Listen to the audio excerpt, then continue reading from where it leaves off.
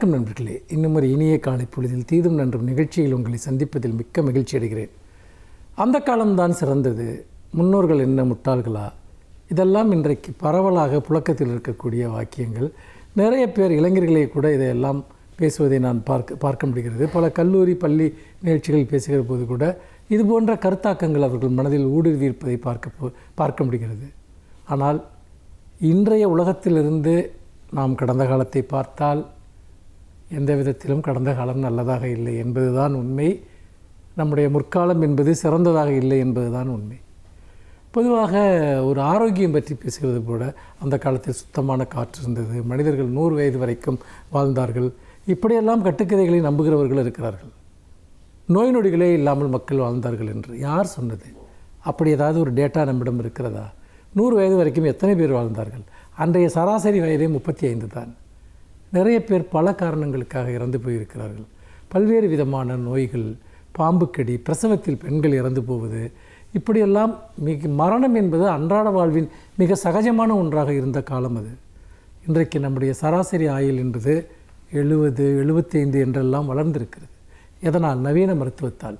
அன்றைக்கு இயற்கை மருத்துவம் தான் இருந்தது, பாரம்பரிய மருத்துவம் தான் இருந்தது. ஏன் மனிதர்கள் அவ்வளவு குறைவான ஆயுள் காலத்தை கொண்டிருந்தார்கள் என்பதை நாம் பார்க்க வேண்டும். அதோடு மட்டுமல்ல, கொள்ளை நோய்கள் அந்த காலத்தில் பெரியம்மை, தட்டம்மை போன்ற விஷயங்கள், காலரா, பிளேக், இப்படி பல விஷயங்கள் மனிதர்களை கொன்று குவித்தன. இன்னும் சொல்லப்போனால் இன்றைக்கு நோய் கண்டுபிடிக்கப்பட்டு, மருந்து கண்டுபிடிக்கப்பட்டு, இதெல்லாம் ஒரு நோயே அல்ல என்று சொல்லக்கூடிய அளவிற்கு தீராத நோய்களுக்கெல்லாம் இன்றைக்கு நாம் மருத்துவம் கண்டுபிடித்திருக்கிறோம். அந்த காலகட்டத்தில் ஒன்றுமே இருக்கவில்லை என்பதை நீங்கள் உணர வேண்டும். மாறாக அந்த காலத்தில் எல்லாம் இருந்தது, அந்த காலம்தான் சிறந்தது என்பது ஒரு கட்டுக்கதை, மூட நம்பிக்கை. மருத்துவம் மட்டுமல்ல, நம்முடைய கிராமங்கள் எப்படி இருந்தன, சாதி கொடுமைகளால் மிகப்பெரிய அளவுக்கு ஒடுக்குமுறையை அந்த கிராமத்தில் நிலவியது. ஊர் என்று சொன்னால், கிராமம் என்று சொன்னால் காற்று, தண்ணீர் என்றெல்லாம் பேசுகிறவர்கள் நம்முடைய கிராமப்புறங்களில் பெண்கள் எப்படி வீடுகளில் ஒடுக்கப்பட்டிருந்தார்கள், சாதி ரீதியாக அடித்தட்டில் இருந்தவர்கள் எப்படி ஒடுக்கப்பட்டிருந்தார்கள் என்பதை பற்றியெல்லாம் பேசுவதில்லை. நவீன வளர்ச்சி தான் அவர்களுக்கு விடுதலையை கொண்டு வந்தது, நகர்மயமாதல் தான் அவர்களுக்கு விடுதலையை கொண்டு வந்தது, கல்வி தான் அவர்களுக்கு விடுதலையை கொண்டு வந்தது. இது எல்லாவற்றையும் புறக்கணித்து விட்டு ஒரு உட்டோப்பியா, ஒரு கடந்த காலம் என்பது அற்புதமாக இருந்தது என்கிற கட்டுக்கதையை சிலர் திட்டமிட்டு பரப்பிக்கொண்டே இருக்கிறார்கள். எளிதாக இளைஞர்கள் இதற்கு இரையாகி விடுகிறார்கள். ஏனென்றால் அவர்கள் கடந்த காலத்தை பார்த்ததே கிடையாது, கடந்த காலத்தில் என்ன இருந்தது என்று அவர்களுக்கு தெரியாது. அப்படி இருக்கிற போது நாம் எதிர்காலத்தை பற்றித்தான் சிந்திக்க வேண்டும். நண்பர்களே, ஒன்றை நீங்கள் நினைத்து பாருங்கள். மின்சாரம் வருவதற்கு முன்பு நம்முடைய ஊர்கள் எப்படி இருந்தன? போக்குவரத்து வசதி வருவதற்கு முன்பு நம்முடைய ஊர்கள் எப்படி இருந்தன? மாலை 6 மணிக்கெல்லாம் ஊர் அடங்கிவிடும். மின்சாரம் இல்லாத இடத்தில் வாழ்வு இருக்காது. வாழ்வுடைய அந்த அளவீடு என்பது மிக குறுகி போய்விடும். மக்கள் ஊரோடு முடங்கி போய் கிடந்தார்கள். நவீனத்துவம் எல்லாவற்றையும் மாற்றியது. நாம் வெளியே சென்றோம். வெளியே இருந்து ஏராளமான விஷயங்கள் நம் வாழ்க்கையை நோக்கி வந்தன. மனித வாழ்க்கையினுடைய தரம் என்பது உயர்ந்தது. இப்படி இவ்வளவு விஷயங்களை பெற்ற பிறகும் கூட கடந்த காலம் உன்னதமாக இருந்தது என்று சொல்வது என்பது எந்த அடிப்படையில் நாம் சொல்கிறோம்? மின்சாரம் இல்லாத அல்லது போக்குவரத்து வசதிகள் இல்லாத, எந்த நவீன தொலைத்தொடர்பு வசதிகளும் இல்லாத, மருத்துவமனைகள் இல்லாத அந்த கடந்த காலத்தைத்தான் நாம் பொற்காலம் என்று சொல்ல விரும்புகிறோமா? இல்லை, நிகழ்காலம்தான் சிறந்தது, இன்றைய நம்முடைய காலம்தான் சிறந்தது என்பதை நாம் நெஞ்சில் நிறுத்த வேண்டும். இப்போது இருக்கக்கூடிய பிரச்சனைகளை கூட தாண்டி எதிர்காலத்தை எப்படி மனிதகுலம் செம்மையாக சிறப்பாக வாழ்வது என்று தான் யோசிக்க வேண்டுமே ஒழிய, ஒன்றுமே இல்லாத கடந்த காலத்தை பற்றி கனவு காண்பது என்பது வீணானது. அது உண்மையில் நம்மை அறியாமைக்குள் இட்டு செல்லும். மீண்டும் இன்னும் ஒரு புதிய சிந்தனையோடு உங்களை சந்திக்கிறேன். நன்றி, வணக்கம்.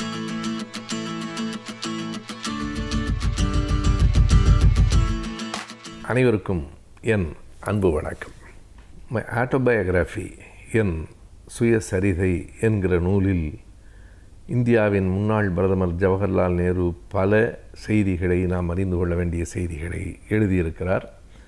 அவர் டேராடூன் சிறையிலே இருந்தபோது எழுதிய அந்த குறிப்பு, அவர் பல்வேறு சிறைகளிலே இருந்தார், தொடர்ந்து சிறைகளிலேயே வாழ்ந்த காலங்கள் உண்டு.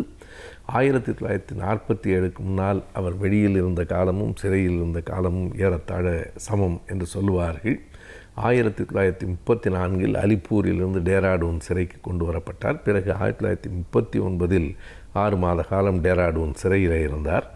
அப்படி அந்த சிறையில் இருக்கிற போது அவர் ஒரு குறிப்பை தன் வரலாற்றில் எழுதியிருக்கிறார். நாம் இன்றைக்கு பேசுகிற மதம் சார்ந்த அரசியல் என்பது எவ்வளவு ஆபத்தானது என்பதை அன்றைக்கே நேரு உணர்ந்திருக்கிறார், தன் நூலில் எழுதியும் இருக்கிறார். அவர் எழுதியிருக்கிற அந்த வரலாற்று செய்தி என்ன என்றால், இந்து மகாசபையின் மீதும் எனக்கு ஒரு மதிப்பு இருந்தது. அவர் சொல்லுகிறார், நான் இஸ்லாமிய சங்கங்களோடு அல்லது இந்து சங்கங்களோடு எவற்றோடும் ஒரு பாரபட்சம் காட்டியதில்லை. எல்லாம் அவரவருடைய நம்பிக்கை, அவரவருடைய மதம் சார்ந்த அமைப்பு என்று இருந்திருக்கிறேன்.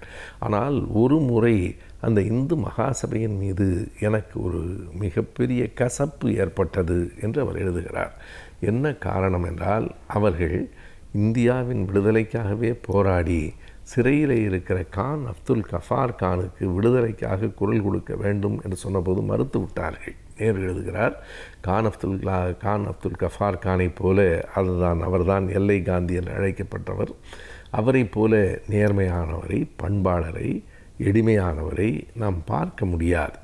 அவரை அந்த எல்லை காந்தியாக, கான் அப்துல் கஃபார் கானாக பார்க்காமல் ஒரு இஸ்லாமியராக பார்த்தார்கள் என்றால் அவர்கள் எப்படி விடுதலை போராட்டத்திற்கு உண்மையாக இருந்திருப்பார்கள் என்று கேட்கிறார்.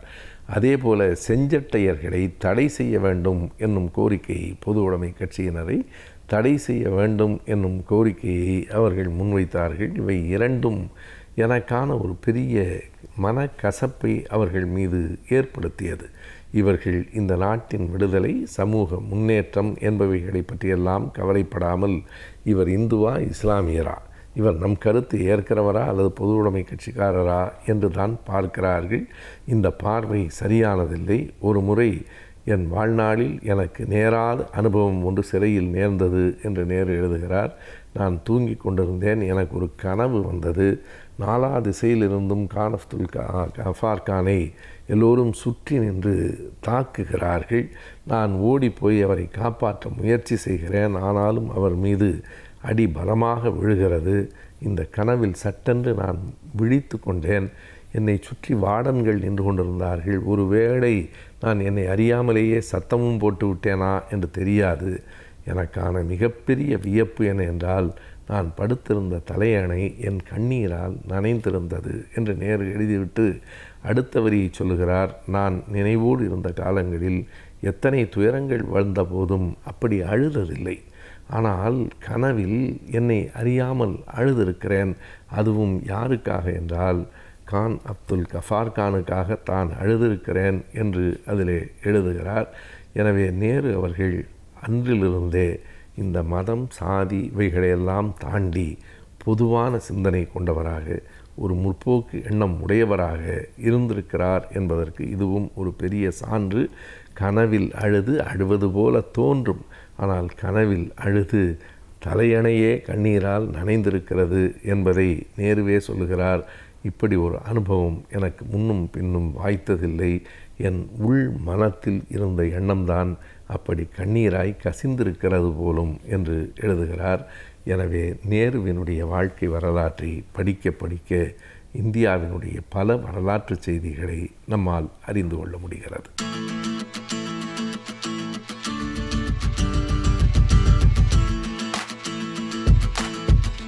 இன்றைய காலகட்டத்திலே எல்லோருக்கும் உள்ள மன அழுத்தத்தையும் மனச்சோர்வையும் போக்குவது எப்படி? இந்த மன அழுத்தம், மனச்சோர்வு ஏற்படுவதற்கு பல்வேறு காரியங்களை நாம் ஆராய்ந்து பார்க்கின்றோம். இதிலே நான் சொல்வது போல நமக்குள்ள உள்ள ஒரு பயமும், நமக்குள்ள உள்ள பதட்டம், நம் தோல்வியை உற்றுவருமோ அப்படின்ற ஒரு பயம், ஒரு வாழ்க்கையை பற்றிய ஒரு பயம், எதிர்காலத்தை பற்றிய ஒரு பயம், இப்படி ஒரு பல்வேறு விதமான சிந்தனைகள் நம்மளுக்கு இந்த மன அழுத்தத்திற்கு காரணமாக அமைகின்றன. இதில் சின்ன சின்ன காரணங்கள் ஒவ்வொரு குடும்பத்திலும் ஒவ்வொரு மாணவர்களுக்கும் இதுதான் அப்படின்னு நம்ம பர்டிகுலராக சொல்ல முடியாத அளவிற்கு பல்வேறு காரியங்கள் இருக்கின்றன. இதில் பொதுவாக அப்படின்னு நம்ம பார்க்கும்போது, நாம் தனியாக இருக்கின்றோமோ அப்படின்ற ஒரு ஃபீலிங், இரண்டாவது நம்மை தனிமைப்படுத்தி விட்டார்களோ அப்படின்ற ஒரு ஃபீலிங், அதையும் தாண்டி நம்மை வேறுபடுத்தி பார்க்கிறார்களோ அப்படின்ற ஒரு ஃபீலிங், இரண்டாவது அதுக்கு அடுத்தபடி பார்க்கும்போது நமக்கு மட்டுமே அநீதி இழைத்து விட்டதா இந்த உலகம், இந்த சமூகம் அப்படின்ற நமக்குள்ளே ஒரு கேள்வி.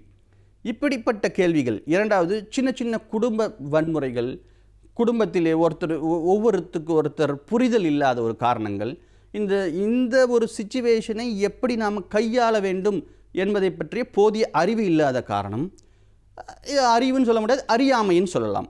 அறியாமை. இது இப்படி பல்வேறு காரணங்கள் இருக்கின்றன. இது வந்து பொதுவாக. ரெண்டாவது, குடும்பத்தில் உள்ள முக்கியமான உறுப்பினர்களுக்கு முன்னாடி இருந்த வருமானம் இப்பொழுது இருக்காது. அது ரெண்டாவது, அந்த ஒரு வீட்டிற்கு தேவையான சகல வசதிகளையும் அவனால் முன்னாடி இருந்தது போல் அவனால் அனுபவிக்க முடியாது. இரண்டாவது, குழந்தைகளுக்கு ஏன் இப்படிப்பட்ட ஒரு மன அழுத்தம் ஏற்படுகின்றது? குழந்தைகள் இந்த டிஜிட்டல் லேர்னிங், ஆன்லைன் லேர்னிங் இப்படி சொல்கிறோமே, இதையெல்லாம் நாம் எப்பொழுது கற்றுக் கொடுத்திருக்கிறோம் குழந்தைகளுக்கு? இல்லவே இல்லை. இன்று தான், இப்பொழுது தான் புதிய சூழல். இந்த சூழலே குழந்தைகளுக்கு ஒரு மிகப்பெரிய ஒரு புதிய சூழல். இந்த சூழலிலே குழந்தைகள் தங்களை பாதுகாத்து கொள்வது எப்படி? இந்த சைபர் கிரைம், சைபர் புல்லிங் இப்படி சொல்கிறார்கள், இதிலிருந்து எப்படி பாதுகாக்க? ரெண்டாவது, இந்த சூழலிலே நம்ம உட்கார்ந்து நம்மளால் எவ்வளவு நேரம் அந்த ஆன்லைனிலே கிளாஸை கவனிக்க முடியும் அப்படின்ற ஒரு பயம் குழந்தைகளுக்கு. ரெண்டாவது, குழந்தைகளுக்கு இந்த ஆன்லைனில் தான் நம்ம அசஸ்மெண்ட் பண்ணுறோம், எவாலுவேஷன் பண்ணுறோம், இதெல்லாம் ஒரு குழந்தைகளுக்கு ஒரு பயம். அந்த ஆன்லைனில் வந்து டீச்சிங் பண்ணுறவங்க என்ன சொல்லுவாங்களோ, எல்லா குழந்தைகளும் கேட்குறாங்களே, நம்மளை பற்றி என்ன சொல்லுவாங்களோ, நம்ம என்ன பேச முடியலையே. அது ஒரு சில குழந்தைகள் வந்து பார்த்திங்கன்னா, நீங்கள் முன்னாடி வந்து ஒரு க்ரௌடில், ஒரு கூட்டத்திலே முன்னின்று வரமாட்டார்கள். ஒரு அச்சம் தான் காரணம் அதற்கு. ஸோ இதையெல்லாம் போக்க வேண்டும். இதற்கெல்லாம் லீடர்ஷிப் ஸ்கில்ஸ் நம்ம வந்து எப்படி இம்ப்ரூவ் பண்ணுறது அப்படின்ற விஷயம் இருக்குது. இந்த மாதிரி பல்வேறு காரணங்கள் இருக்கின்றன. கல்லூரி மாணவர்களுக்கு எடுத்துக்கொண்டே வேணால், எக்ஸாம்ஸ் இருக்குன்னு சொல்கிறார்கள், ஆனால் இல்லை.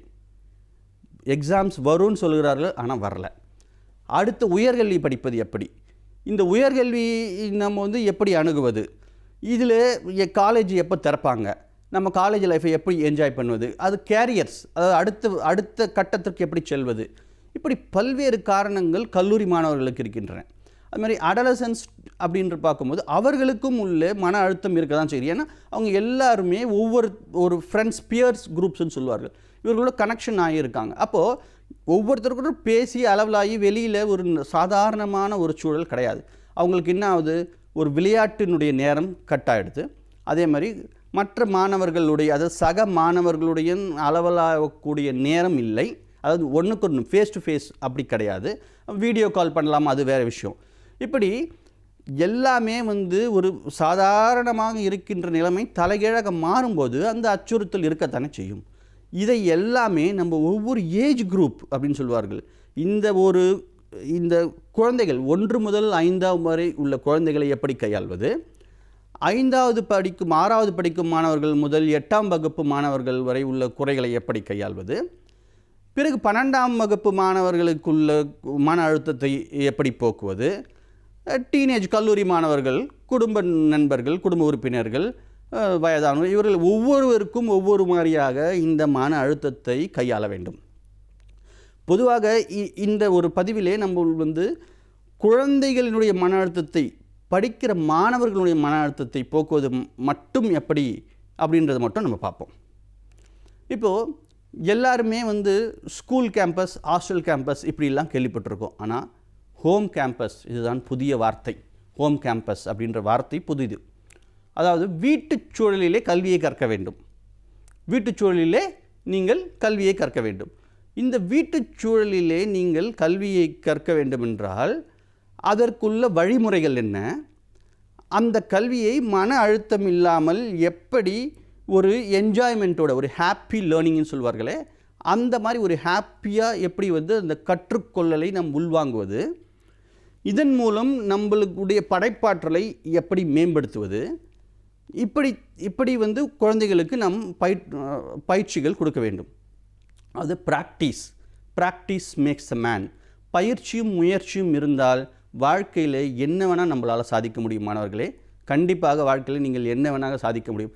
அந்த நம்பிக்கையை வளர்த்து கொள்வது எப்படி? சுய ஊக்கம் சொல்வார்களே, செல்ஃப் மோட்டிவேஷன், அதுதான் இந்த காலகட்டத்திலே மிக மிக முக்கியம்.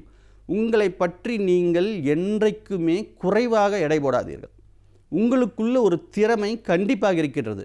அந்த திறமையை எப்படி நீங்கள் வெளிக்கொணர்வது? இப்போது நம்ம ஒரு உதாரணத்துக்கு சொல்வேமானால், மகேந்திர சிங் தோனி அப்படின்ற ஒரு கிரிக்கெட் கேப்டன் எல்லோருக்குமே தெரிந்த ஒரு நபர். அவர் சிறிய வயதிலேயே அவர் விளையாட்டின் ஆர்வம் இருந்தது உண்மை. ஆனால் ஃபுட்பாலில் தானே அவருக்கு ஆர்வம் இருந்தது.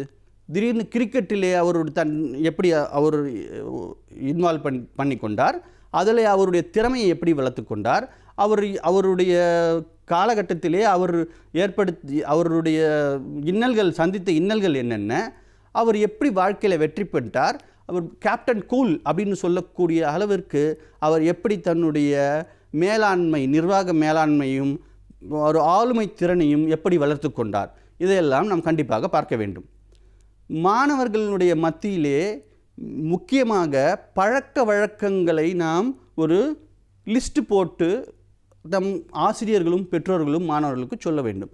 அது ரொட்டீன்ஸ்ன்னு சொல்வார்களே, ரொட்டீன்ஸ், அந்த ரொட்டீன்ஸும் அந்த ஹேபிட்ஸ், இது ரெண்டுமே தான் மாணவர்களை திறன்பட வாழ்க்கையினுடைய தரத்தை மேம்படுத்துவதற்கு உதவும்.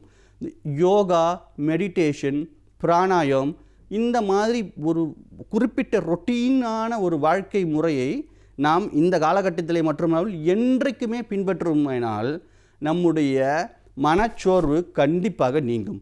இதை தவிர அதாவது செயல்முறை மூலம் கல்வி, ஒரு மாடல் பேஸ்டு கல்வி, ரெண்டாவது ஒரு மியூசிக் மூலமாக நம்ம என்ன லேர்ன் பண்ணுறோம், ஒரு டான்ஸ் மூலமாக என்ன லேர்ன் பண்ணுறோம், இப்படி பல்வேறு விதமான நீங்கள் கற்றலையும் கற்பித்தலையும் கற்றுக்கொள்ள வேண்டும். ஒரே மாதிரி ட்ரெடிஷ்னல் லேர்னிங்க்கு நீங்கள் போகவே கூடாது. நம்மளுக்கு என்ஜாய்ஃபுல்லாக மூலமாக எதை நம்ம கற்றுக்குறோம், ஒரு மாடல் மேக் பண்ணி கற்றுக்குறோமா இல்லையா, நம்ம குக்கிங் மூலமாக அதில் உள்ள இன்ஃபர்மேஷன் என்னென்னு தெரிஞ்சுக்கிறோம், ஒரு கேமிங் விளையாடுறதுல கூட அதில் நம்மளுடைய லீடர்ஷிப் ஸ்கில்லை நம்மளால் ப்ரூவ் பண்ண முடியும்.